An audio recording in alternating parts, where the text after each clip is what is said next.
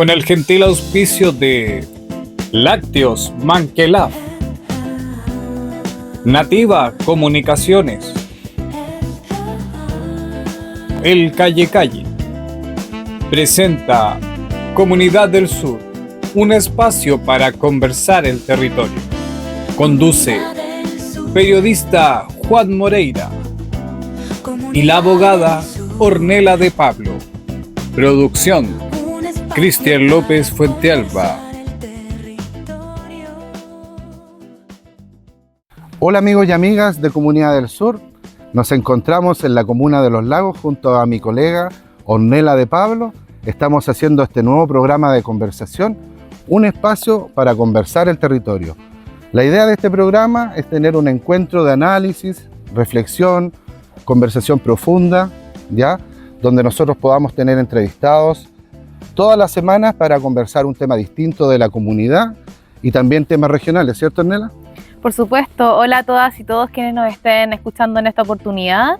Este programa surge como una necesidad para conversar no del territorio, sino que desde los territorios, desde las regiones. Creemos fundamental la descentralización de la información que se entrega y para eso estamos acá, para una conversación más amena, analizar distintos temas e ir conversando cuestiones contingentes a nuestra tanto región de Los Ríos también como la comuna de Los Lagos.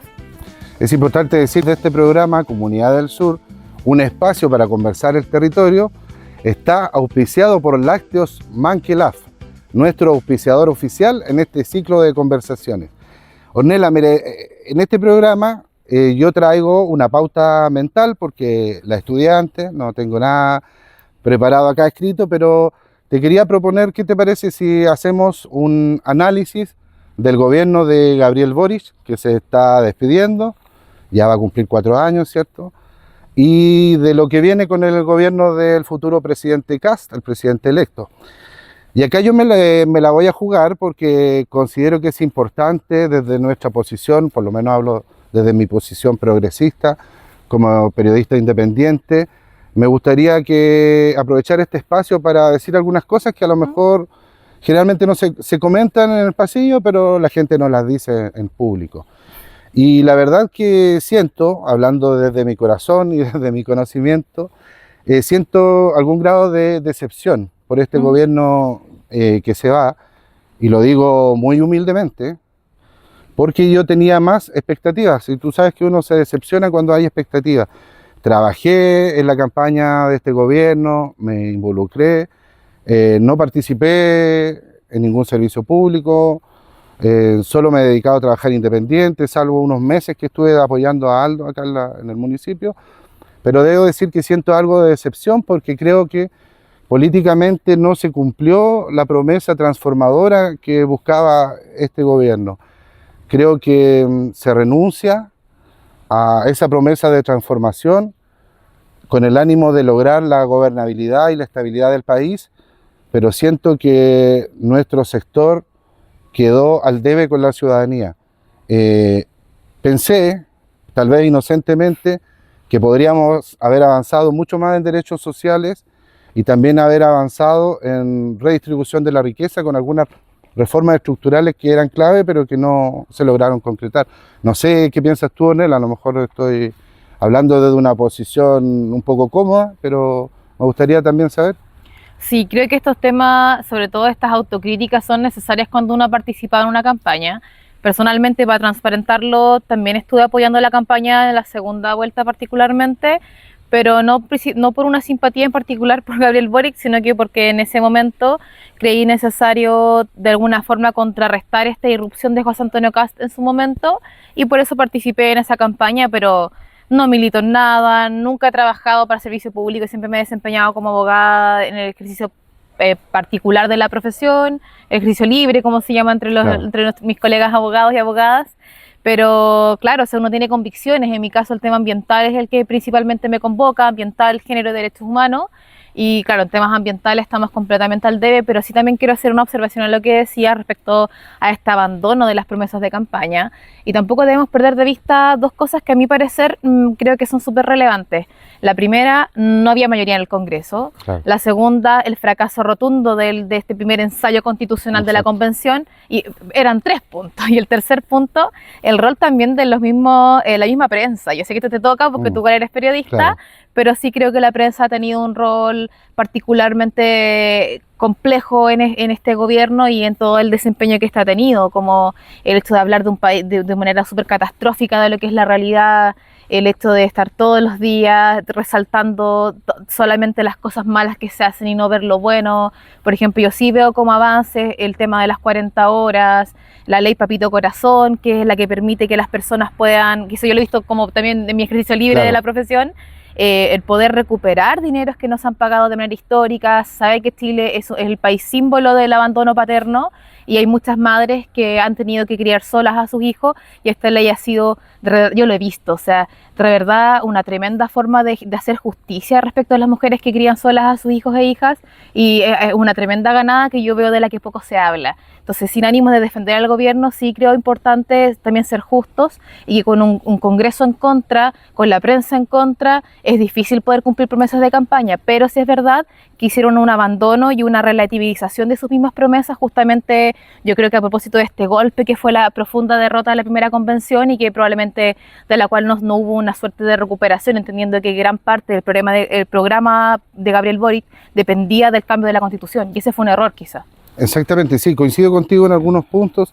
Efectivamente coincido en que no haber ganado la nueva Constitución que nosotros queríamos dejó sin brújula al gobierno. Sí, ¿ya? totalmente. Ahora, como una persona con valores progresistas que cree en la justicia social, en la equidad, el acceso a oportunidades, si bien es cierto, se avanzó, también creo que se trabajó mucho en temas de nicho que no representaban necesariamente lo que la mayoría quería. Claro. Ahora, para dar un punto también a tu favor, creo que la reforma de pensiones, o el mejoramiento de las pensiones en este caso, porque tampoco fue un cambio estructural al sistema, entonces en ese sentido, en términos económicos, se abandonó la redistribución de los recursos, que era un cambio estructural que se prometía, ¿cierto?, en la campaña, y si bien es cierto no se pudo derribar el sistema de AFP, Yanel Jara hizo lo mejor que pudo, creo yo, para poder aumentar las pensiones de los chilenos. También eso, sumado al avance de las 40 horas, la materia de ley de Papito Corazón, ¿cierto? El copago cero, claro. Hubo avances, pero a mí lo que me genera ruido es que siento que hubo mucho efectismo en el gobierno, por decir, mucho ruido, pocas nueces. Gente joven, con poca experiencia, muy preocupada de la selfie, de las comunicaciones, pero no tanto de hacer el trabajo. Entonces a mí me incomodaba un poco esto de ver autoridades que yo sentía que estaban muy cómodos en sus puestos, recibiendo ingresos públicos, pero encontré muy poco compromiso con la ciudadanía. Entonces el hecho de que Kast haya ganado, creo que en gran parte se debe a un camino pavimentado que la misma izquierda, o el mismo gobierno en este caso, le dejó. Ahora, es cierto lo de la prensa, que la prensa todo el tiempo estuvo machacando al gobierno, que todo era culpa de Boric, que todo lo que se viralizó en redes sociales, que crimen que había o catástrofe que se producía era culpa de Boric. Efectivamente, eso nos jugó muy en contra. Pero aún siento que hubo una debilidad por disputar el poder. ¿Y por qué? Porque había miedo a perder. Y eso creo que desde mi sector, o hablo por mí en este caso y otros compañeros de sectores populares, están muy decepcionados y defraudados de lo que podría haber sido este gobierno, entre comillas, transformador. Lo que pasa es que lo mismo tú tocaste el punto de por qué ocurre esto. O sea, uno genera demasiadas expectativas cuando hay un discurso transformador que es el que quiere llegar al poder. Entonces, en ese sentido, podríamos hacer el análisis de que el diputado Boric sería un férreo opositor del presidente Boric. Porque justamente también, ojo, que es más fácil ser oposición. y eso es indiscutible, y quizás la izquierda estuvo, o esta izquierda un poco más, porque Boric, recordemos, diputado Boric se ponía casi a la izquierda del PC, Claro. cuestión que personalmente creo que no es tan así, o sea, recordemos todo lo que fue el estallido social, toda esta intervención que se hizo para, entre comillas, salvar la posición política del expresidente Piñera. Entonces, todo eso fue gracias a Gabriel Boric en algún sentido, por algo tomó las riendas de esta oposición al gobierno en su momento de Sebastián Piñera. Entonces, claro, había muchas expectativas, pero lamentablemente, y creo que ya lo dije, pero lo vuelvo a repetir porque me parece importante, el hacer depender el gobierno o tu programa de gobierno del éxito o no de una nueva constitución, probablemente fue un error que no lograron remontar y no lograron recuperarse. Creo que sí hubo bastantes avances, tímidos avances en materia ambiental, de hecho no, y ahí soy una férrea crítica de eso. En temas ambientales nosotros hubiésemos esperado algo distinto, lamentablemente no fue así, y eso obviamente es una decepción que lamentablemente ahora nos va a pesar bastante más caro. En un gobierno que se vendía como un gobierno ecologista, ambientalista, con una ministra afín al cargo, lamentablemente no cumplió las expectativas que uno hubiese esperado como persona dedicada a la protección del medio ambiente. Sí, en términos ambientales, definitivamente hay mucha decepción de la comunidad en general, y esto lo digo con propiedad porque los conflictos ambientales no involucran solo a las personas de izquierda. No. Acá cuando uno defiende el río, cuando defiende los bosques, cuando defiende la naturaleza en general, son movimientos donde confluyen fuerzas de derecha, de izquierda, de centro, políticos, no políticos. Y precisamente de estos movimientos había mucha más expectativa con lo que podía hacer el gobierno de Gabriel, como dices tú, que se prometía un gobierno ecologista. Lamentablemente se mantuvo el neoextractivismo verde, ¿cierto? Para favorecer a capitales extranjeros. Se mantiene el tema de la polémica por el litio, que se quedó en manos de la nieta de Pinochet. Está el tema de las forestales que siguen avanzando, las inmobiliarias. Se están construyendo piscicultura en parques nacionales. O sea, vemos cómo el neoextractivismo avanza, y lamentablemente este gobierno fue, creo yo humildemente, como un gobierno de la concertación. Sí. O sea, sin pena ni gloria, incluso diría yo que más débil que Michelle Bachelet, porque se pegaron muchos condoros los jóvenes. Y en este sentido no es una crítica a la juventud, pero sí hubo muchos balazos en las patitas, el tema de la isquia, cuando fue a la comunidad, que la recibieron a balazos, ¿te acuerdas? Tuvo que salir del gobierno, le costó la salida del gobierno. ¿Para qué vamos a hablar de Monsalve, la venta de la casa de Allende? Y, bueno, no sé si tú te puedes acordar de otras cosas, pero son hartos condoros. Recuerdo el primer condoro comunicacional grave, aparte del de Isquia, fue el gabinete Irina Caramanos, que fue una vergüenza total, hubo un pésimo manejo, pero bueno, y así hubo varias cosas. O sea, cada gobierno tiene sus altos y sus bajos, pero y ahora ya estamos viviendo las consecuencias de cómo se llevaron la conducción política del gobierno, básicamente. Claro, y bueno, yo no quería empezar este programa sin hacer esa reflexión para que la gente nos sigue, diga que también nosotros somos personas autocríticas, ya no somos complacientes, progresistas complacientes. En este sentido, ahora voy a decir lo que vi ayer del nuevo presidente con respecto al gabinete que mostró. Expectativas no tengo, porque obviamente no voté por él, entonces todo lo que pueda pasar, expectativas no hay, por lo tanto no podría tener desilusiones. Lo que sí creo que este año va a ser un año tranquilo, creo yo, y ese es mi pronóstico con respecto a Kast, que va a ser un año tranquilo, que no va a poder hacer muchas cosas como lo que él prometió en campaña. Hay presupuestos que ya están comprometidos, ¿cierto? No va a poder despedir a miles de funcionarios públicos tal vez este año.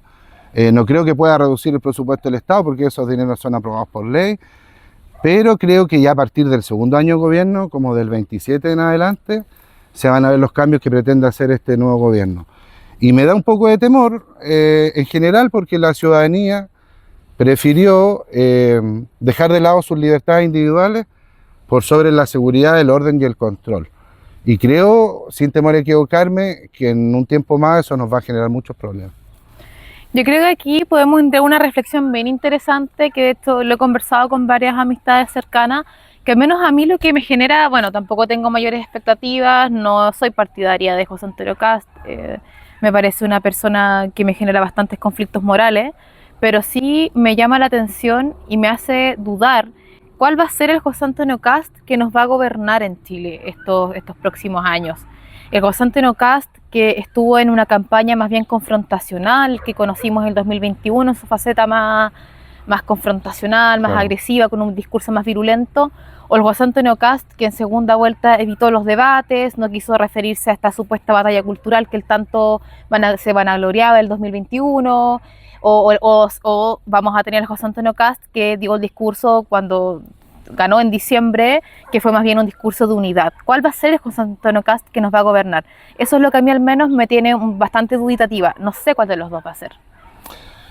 A mí me da la impresión de que el giro que está haciendo Kast por convocar mayorías no le va a dar buen resultado. ¿Por qué? Porque creo que la misma gente de derecha, no la derecha de Chile Vamos, sino que la gente del Partido Nacional Libertario ya le quitó el piso. Por lo menos no está dentro del gabinete, y hay, creo yo, un buen porcentaje de gente que adscribe esas ideas más ultronas de derecha y que le va a quitar el apoyo a Kast. Y lo otro, escuchaba en la mañana algunos comentarios con respecto a elegir a un ex ministro radical. Hay muchas personas de derecha que eso no le hace sentido, que no le hace sentido que esté Jimena Rincón, por ejemplo, en el gabinete. Jaime Campos, el que dice todo. Jaime Campos, o que esté esta niña evangélica como nueva ministra de la Mujer y Equidad de Género. Entonces, creo que ya empezó el gobierno con algunos ripios. Hay que esperar, no quiero adelantarme, pero lo que sí te decía y vuelvo a comentarlo es que creo que este año va a ser tranquilo, pero ya a partir del próximo año, cuando empiece Kast a impulsar su programa de gobierno, sobre todo en lo económico, y cuando se radicalice esa postura, así como lo ha hecho Milei en Argentina, creo que el gobierno de a poquito se va a empezar a desmoronar. Ahí has dado en el clavo, porque, por ejemplo, yo te decía esta pregunta: ¿cuál va a ser el Kast que nos va a gobernar? Y claro, esta semana hubo esta suerte de primeros indicios con el nombramiento de sus ministros, y claro, o sea, tenemos a Quirós, que fue el gran autor intelectual de la colusión de los pollos y del confort, que fue un tremendo escándalo de corrupción en Chile, que además tuvo sus consecuencias a todo esto. Ponerlo en Hacienda a mí me parece más bien una provocación. Lo mismo ocurre, esto tengo apuntado el nombre, Fernando Rabat y Fernando Barros, que lo ponen en Ministerio de Justicia, Derechos Humanos y Defensa respectivamente, que fueron los que defendieron al dictador Pinochet en Londres. Claro. Entonces, si tú quieres llamar a grandes acuerdos y a la unidad, me parece perfecto, porque cuando tú ganas una elección, tú ya no eres el presidente, no eres el representante solo del piño que votó por ti, claro, que además él es un ganador indiscutido, si la mayoría de Chile lo prefirió. Tú pasas a ser el representante de todas y todos, los que te caen bien, los que te caen mal, izquierda, derecha, centro, ateos, religiosos, de todos.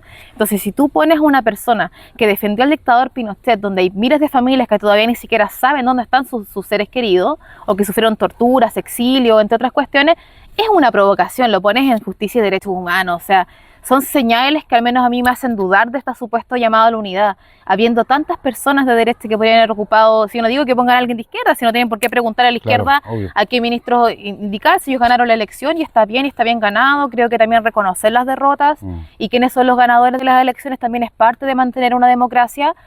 Aquí lo quiero transparentar, o sea, personalmente jamás podría desearle el mal a un gobierno, claro, ni a un gobernante, porque en la medida de que lo hagan mal o que hagan cosas que son negativas para Chile, todas y todos perdemos. Entonces, particularmente quienes somos parte de la clase trabajadora, entonces no podría desearle el mal como, ojalá lo haga pésimo para yo burlarme. Yo menos no caigo en ese tipo de cosas, porque creo que, si bien no tengo expectativas, espero al menos por último aburrirnos, como dices tú, un gobierno tranquilo, sin muchas modificaciones. Quizás aburrirnos podría ser lo mejor que podría pasarnos en este momento, volver al Chile un poco de los 2000, claro, por decirlo de alguna manera, un Chile un poco más aburrido, pero al menos estable, porque ojo, que el país que entrega al gobierno de Gabriel Boric no es un país que se cae a pedazos. Exacto. Eso es mentira, los números macroeconómicos lo dicen, o sea, el crecimiento está en números azules, el país no necesita un gobierno de emergencia, y eso creo que igual hay que ser transparentes con la información, al margen de que uno pueda ser de izquierda o derecha. Es mentir derechamente decir que Chile requiere un gobierno de emergencia. ¿Hay problemas de seguridad? Por supuesto que los hay, pero eso no habilita decir que Chile es un país que se cae a pedazos, que no sé qué más. Me ha pasado ahora estar compartiendo con personas y dicen, no, es que Chile se cae a pedazos, y están comiendo asados, felices, conversando. Entonces es como, parece que no se cae tan a pedazos. Claro. Tú vas a algún local, está todo lleno, vas al mall, está lleno. Entonces, por supuesto que problemas los hay y hay que hacerse cargo, pero otra cosa ya es mentir. Y creo que ahí hay un tema, y siguiendo con lo que te decía de los ministros, claro, tú mencionabas a Judith Marín, o sea, es del Partido Social Cristiano, no tengo ningún problema, y lo digo como, aquí ya hablo como mujer, con que haya una persona evangélica, que sea pastora o no lo sea, personalmente eso no me molesta, pero sí creo que hay que tener súper claro que para empezar, Chile es un país, un estado laico. Exacto. Entonces eso tenerlo como súper claro, es un estado laico. Y es un estado, tú estás y debes gobernar y ejercer tu cargo para todas y todos, lo que decíamos hace un momento. Entonces, ¿podrá hacerlo Judith Marín? Hay que esperar, espero de todo corazón que pueda, pero tengo mis dudas, mis legítimas dudas. O sea, una persona que habla en contra del aborto, que habla en contra de la pastilla del día después, es súper legítimo que alguien tenga su moral interna y ahí yo no podría decir nada. Claro. Pero el tema de tener asegurados los derechos no te obliga tú a ejercerlo. Una persona que no quiere abortar, aparte que en Chile el aborto es solo 3 causales, eso no te obliga a abortar, por mucho que estés dentro de las 3 causales. Entonces, es un tema valórico súper complejo que ya se ha discutido en innumerables ocasiones en el Congreso y que ahora venga nuevamente a cuestionarse un derecho ya adquirido, es un tema y es algo que obviamente como mujer nos preocupa y que ha sido tema dentro de los círculos de mujeres que estamos constantemente luchando en pos de tener más derechos. Sin duda. Otra cosa que a mí me gustaría ver, y eso lo digo para bien, me gustaría ver efectivamente que este país tenga más empleo. Claro. ¿Ya? Porque como tú decías igual, nosotros en el fondo estamos con la clase trabajadora. Yo jamás he estado por rotear a la gente que votó por Kast, de tratarlos de fachos pobres, me parece que no corresponde, porque la clase trabajadora se comporta de acuerdo al contexto y al momento. En este caso, el pueblo trabajador, y por mayoría, optó por una alternativa de derecha, pero no necesariamente en la próxima elección van a votar por la derecha.